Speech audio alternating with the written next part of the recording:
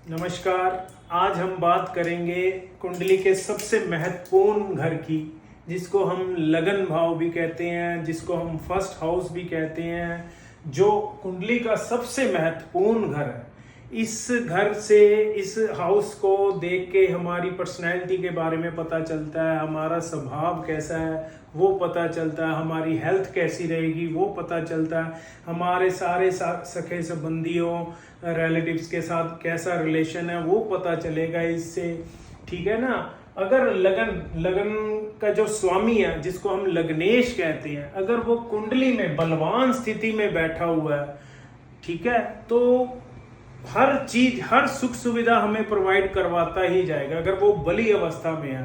ठीक है। अगर वो त्रिक भाव में आ गया, अस्त हो गया, मृत अवस्था में है, कहीं ना कहीं छठे में आ गया, 8वें में आ गया, 12वें में आ गया, या पाप ग्रहों के साथ बैठ गया, या पाप ग्रहों की दृष्टि में आ गया, तो कहीं ना कहीं ये हमें बहुत सारी प्रॉब्लम्स क्रिएट करता है, हमारे काम डिलेज करवाता है, हर काम में अड़चने डलवाता है, हमारी हेल्थ को लेके प्रॉब्लम्स क्रिएट करता है, कोई बड़ी प्रॉब्लम क्रिएट कर देता है, सुख सुविधाओं की कमी कर देता है, हर चीज के लिए हमें एफर्ट करने पड़ते हैं।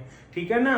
लगन लॉर्ड का सबसे अच्छा होना सबसे जरूरी है। अगर आपकी कुंडली में बहुत सारे राजयोग हैं, बट अगर लग्नेश की स्थिति कुंडली में खराब है ना, तो सारे की राजयोग धरे के धरे ही रह जाएंगे, आपको उनका कोई फायदा नहीं होगा। आप किसी को भी दिखाओगे आपकी कुंडली में तो राजयोग है, ये है वो है, बट लग्नेश की स्थिति खराब है तो सारे राजयोग धरे के धरे रह जाएंगे। तो अपनी कुंडली अगर आपको देखनी आती है तो उसमें देखिए आपका लग्नेश कैसा बैठा है, सुख भाव में बैठा हुआ है, त्रिकोण में बैठा है, पंचम में बैठा है, नवम में बैठा है, केंद्र में बैठा है, अगर छठे में बैठा है, 12वें में बैठा है, 8वें में बैठा है, कैसी सिचुएशन में बैठा है। अगर तो सुख भाव में बैठा है, अच्छी कंडीशन में बैठा है, फिर तो कोई दिक्कत ही नहीं, फिर तो आपको पता लग रहा है कि हमें हर चीज मिल रही है। अगर वो खराब स्थिति में है या पाप ग्रहों से दृष्ट है तो उसको बलवान कीजिए। अगर आपको पता लग रहा है कि हमारा लगन लॉर्ड कौन है, यानी कि लग्नेश कौन है,